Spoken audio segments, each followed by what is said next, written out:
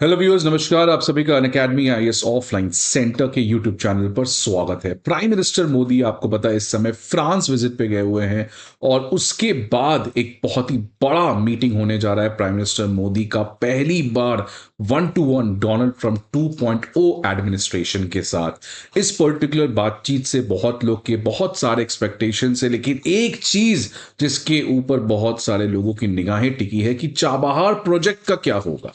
Because जिस तरीके से चाबहार प्रोजेक्ट भारत के लिए एक केवल इकोनॉमिक प्रोजेक्ट ही नहीं है, बल्कि एक स्ट्रैटेजिक प्रोजेक्ट है, एक प्रोजेक्ट फॉर ह्यूमैनिटेरियन डेवलपमेंट के लिए है।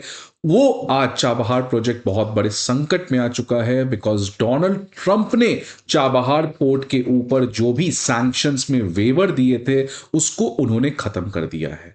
अब आखिरकार ये मुद्दा क्या है, क्यों चाबहार प्रोजेक्ट आज न्यूज में है और कैसे ये डेवलपमेंट इंडिया को इंपैक्ट पहुंचता है, इन सभी चीजों को आज इस सेशन में हम लोग समझने का प्रयास करेंगे।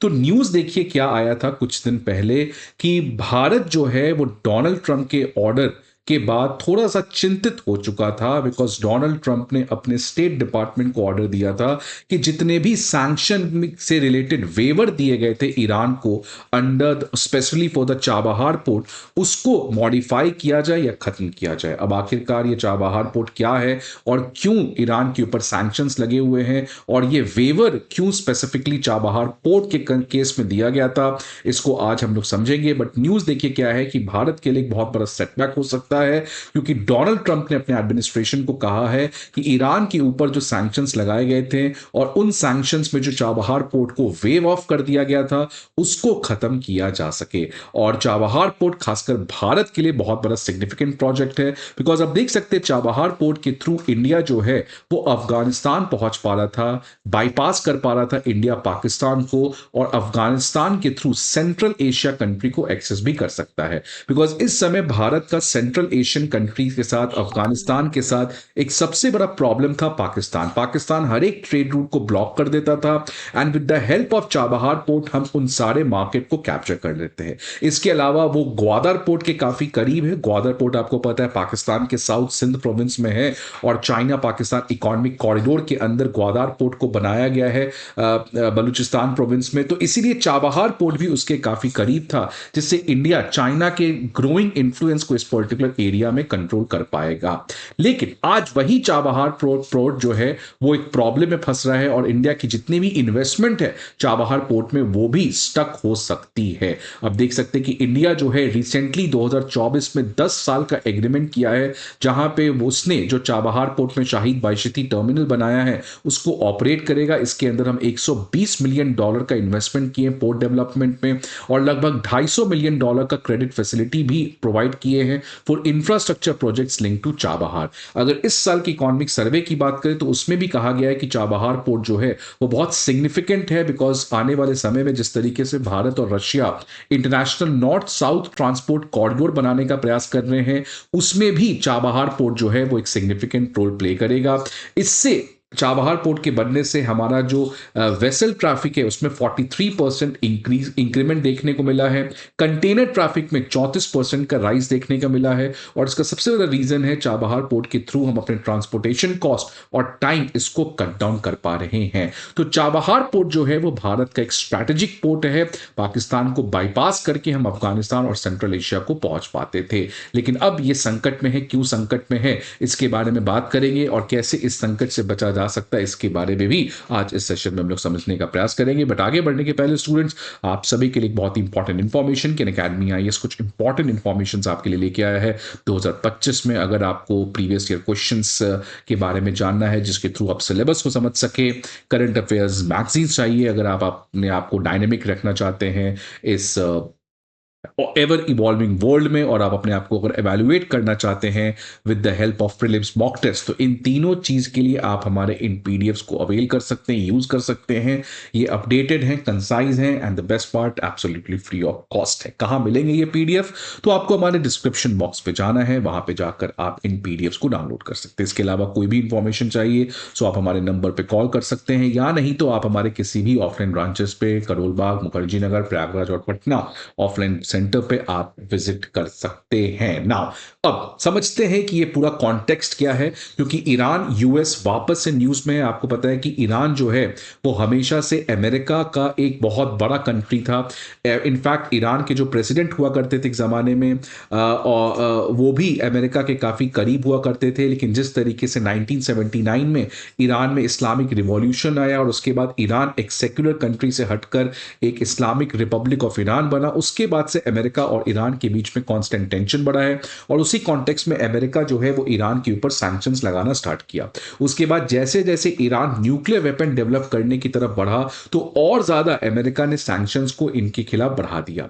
तो आप देख सकते हैं क्यों आखिरकार सैंक्शंस लगाया गया है। Why America follows maximum pressure policy with Iran, because America का यह प्रयास है कि ईरान को इतना प्रेशराइज करो कि ईरान मेरी बात मान ले। अब आखिरकार रीजंस क्या है? पहला रीजन ऑब्वियसली 1979 ईरान का इस्लामिक रिवॉल्यूशन, जहां पे उस समय ईरान के जो मोनार्क थे, डिक्टेटर थे, मोहम्मद रजा शाह पहलवी, जो अमेरिका के एक पपेट लीडर थे, उनको हटा दिया गया और आयतुल्लाह पावर में आए। और उसके बाद से अमेरिका के इंटरेस्ट मिडिल ईस्ट में काफी सिग्निफिकेंट सफर किया। ईरान धीरे धीरे न्यूक्लियर वेपन बनाने का बहुत समय से प्रयास कर रहा है। ईरान का इजराइल के साथ शैडो वॉर, और इजराइल आपको पता है कि अमेरिका का one of the best partner इस पर्टिकुलर एरिया में, तो इसके अगेंस्ट अगेन ईरान और अमेरिका के बीच में प्रॉब्लम आता है। और सबसे बड़ा रीजन लेकिन है न्यूक्लियर वेपन, बिकॉज एक बात तो सही है कि अगर ईरान के पास न्यूक्लियर वेपन आएगा तो सऊदी फिर कहेगा मेरे पास भी न्यूक्लियर वेपन है, इजराइल कहेगा मेरे पास भी न्यूक्लियर वेपन है। इससे इस पूरे एरिया में न्यूक्लियर प्रोलिफरेशन हो सकता है और यही बात अमेरिका नहीं चाह रहा है कि इन कंट्रीज के पास न्यूक्लियर वेपन जाए।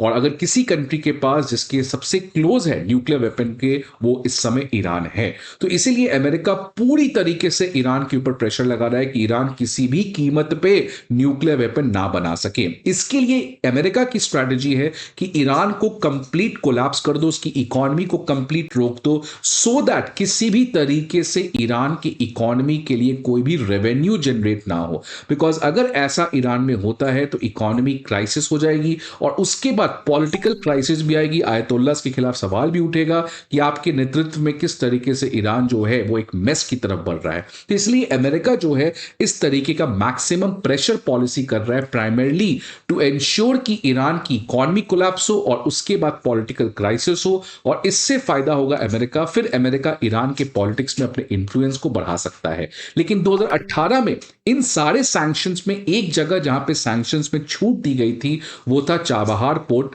बिकॉज इस समय आपको पता है कि इंडिया जो है और अमेरिका है, ये दोनों मिलकर अफगानिस्तान में ह्यूमैनिटेरियन असिस्टेंस कर रहा था और अमेरिका के लिए फायदेमंद था कि इंडिया चाबहार पोर्ट के थ्रू अफगानिस्तान में चावल भेजे, दवाई भेजे। तो अमेरिका का उस समय इंटरेस्ट था। लेकिन जब से डोनाल्ड ट्रंप इस बार वापस से आए हैं तो आप देखिए पहला मीटिंग उन्होंने किया बेंजामिन नेतन्याहू से, और बेंजामिन नेतन्याहू से मिलके उन्होंने अगेन ईरान के ऊपर अपने रिवेंज और अमेरिका मैक्सिमम प्रेशर को वापस से स्टार्ट किया। बिकॉज डोनाल्ड ट्रंप प्रोबेबली बहुत ज्यादा क्लोज हैं बीबी से, बेंजामिन नेतन्याहू से, लेकिन उतना ही ज्यादा इनकी नफरत है आयतुल्लाह से। तो इसीलिए जो सैंक्शंस में वेवर दिया गया था वो सैंक्शंस वेवर डोनाल्ड ट्रंप जो हैं वो हटाने जा रहे हैं। बिकॉज आपको पता है कि डोनाल्ड ट्रंप जो हैं वो वापस से मैक्सिमम प्रेशर की पॉलिसी को स्टार्ट करना चाह रहे हैं, प्राइमरली टू कट डाउन कोई भी ईरान की तरफ से कोई भी एक्सपोर्ट ऑयल का ना हो सके, चाबहार पोर्ट कंप्लीटली बंद हो जाए। तो ये डोनाल्ड ट्रंप करना चाह रहे हैं और इसका रीजन यही है कि आज अमेरिका अफगानिस्तान से निकल चुका है।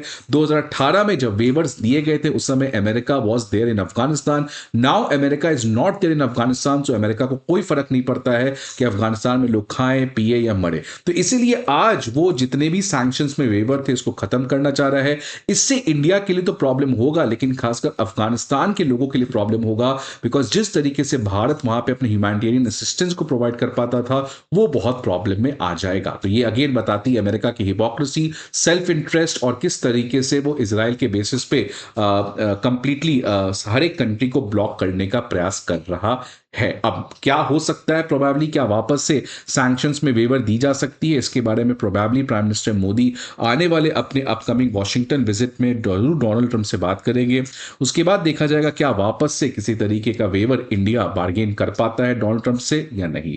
आपकी क्या एक्सपेक्टेशन है, आपके क्या व्यूज हैं? Please let us know in the comment box. I hope आपको ये वीडियो अच्छा लगे।